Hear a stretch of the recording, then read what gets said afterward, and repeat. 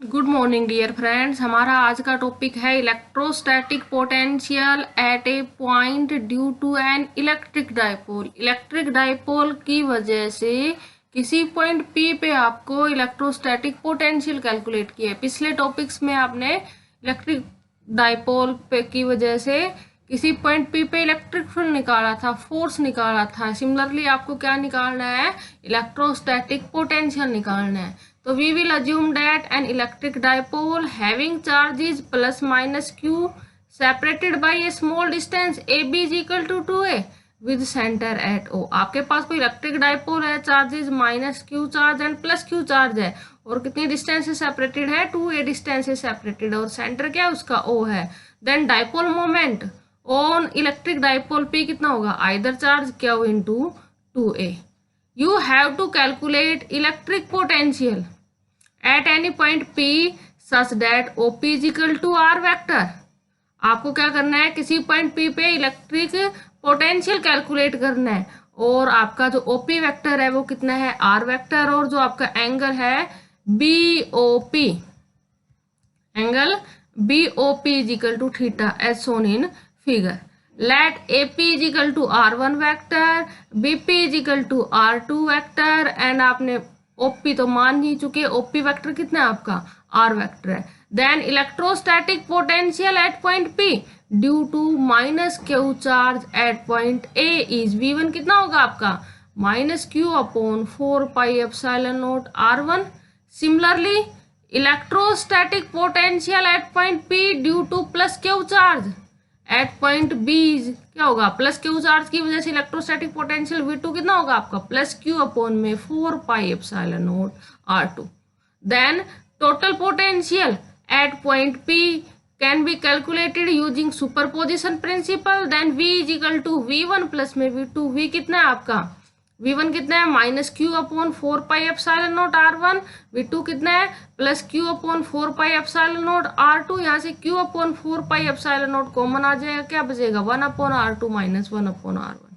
Then using right angle triangle, using triangle AOP, R1 vector is equal to R vector plus में A vector. तो यहाँ से R1 C vector is equal to A वेक्टर plus B vector, तो C square कितना होगा आपका? Using dot product, तो R1 का स्क्वायर कितना आ जाएगा? R square plus A square plus में 2R vector dot A vector, और R डॉट A कितना होगा आपका? R A cos theta. तो यहाँ से R1 का स्क्वायर कितना आएगा? R square plus A square plus में 2R A कोस थीटा आ जाएगा। सिमिलरली R2 का स्क्वायर कितना होगा? R square plus A square plus में 2RA कोस, क्योंकि यहाँ R और A के बीच में एंगल कितना है आपका? 180 माइनस थीटा है, तो कितना आ जाएगा? 2RA कोस 180 माइनस थीटा। तो कितना आ गया? R square plus A square minus 2RA cos theta. Now R1 का स्क्वायर, R स्क्वायर कॉमन आ जाएगा, तो क्या बचेगा? 1 प्लस में A square upon R square plus में 2, एक R से R cancel out, 2A upon R cos theta. If A is very small as compared to R, then A by R is very small as compared to 1. Thus A square upon R square is very small, which can be neglected. Then R1 square कितना होगा? R square बाहर common है, A square upon R square की term को neglect कर सकते हो, तो कितना आएगा? R1 स्क्वायर कितना आएगा? R स्क्वायर कॉमन 1 प्लस में 2A upon R cos theta. तो यहाँ से 1 अपॉन R1 का स्क्वायर जब निकालोगे तो कितना आ गया? 1 अपॉन R स्क्वायर 1 प्लस में 2A upon R cos theta. ये जब ऊपर जाएगा तो इनवर्स आ गया। तो यहाँ आपका 1 अपॉन R1 का स्क्वायर कितना आएगा? 1 अपॉन R स्क्वायर 1 प्लस में 2A upon R cos theta का inverse, taking square root on both sides, तो क्या मिल जाएगा आपको? 1 upon R1 is equal to 1 by R, 1 plus में 2A upon R cos theta की power minus half, applying binomial theorem and neglecting higher order terms, तो 1 upon R1 कितना आ गया आपका? 1 upon R into 1 minus 2A upon R into 1 by 2 cos theta, तो 2 से 2 cancel out हो गया, तो यहाँ से 1 अपॉन R कितना आ गया आपका? 1 अपॉन R1 कितना आ गया? 1 by R into 1 minus A upon R cos theta. Similarly 1 upon R2 क्या आएगा आपका? 1 अपॉन R 1 प्लस में A upon R cos theta. Putting values of 1 upon R1 and 1 upon R2 in potential, तो V कितना हो जाएगा आपका Q upon 4πε0 common था, 1/r2 की जगह क्या रखोगे 1/r, 1 प्लस में A upon r cos theta minus 1/r, 1 minus A upon r cos theta. Solving it 1 से 1 कैंसिल आउट हो जाएगा, तो यहाँ से V कितना आ गया आपका Q upon 4πε0r into 2A upon r cos theta, 2QA cos theta upon 4πε0r square आ गया। Q इंटू 2A क्या है आपका P है, तो V कितना आ गया आपका P cos theta upon 4πε0r square. तो यहाँ से P cos थीटा को क्या लिख सकते हो P vector dot r cap, यहाँ से V क्या हो गया P vector dot r cap upon में 4πε0r square. This is an expression for electrostatic potential due to an electric dipole.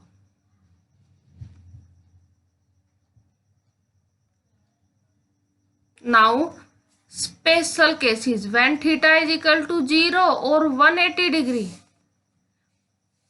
जब आपका एंगल कितना हो, point P lies on the axial line of electric dipole, then theta is equal to 0 और 180 degree, then V क्या था आपका P cos theta, theta कितना है 0 या 180, cos 0 या 180 क्या होगा आपका cos 0 plus 1, cos 180 minus 1, then potential will be equal to plus minus P upon 4πε0 r square plus sin 4 theta is equal to 0 and minus sin 4 theta is equal to 180 degree. Similarly, when point P lies on at any point on the equatorial plane, then theta is equal to pi by 2 or 90 degree and cos pi by 2 or 90 degree is equal to 0. In that case, potential will be equal to 0. That is, electrostatic potential at any point on the equatorial plane of dipole is equal to 0. So, work done on equatorial plane, work done क्या होता है आपका QdV या QV as V is equal to 0.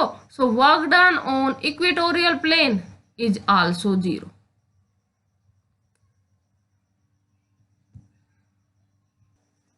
Next topic is equipotential surfaces. Equipotential surface is that surface at every point of which electric potential is same.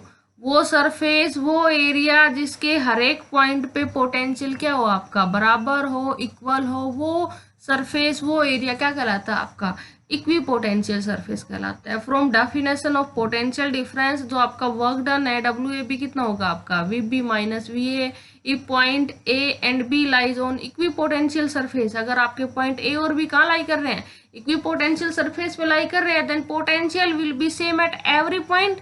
So VA is equal to VB, so in that case WAB कितना हो जाएगा आपका 0। So work done in moving a test charge from one point to another point on equipotential surface is equal to 0.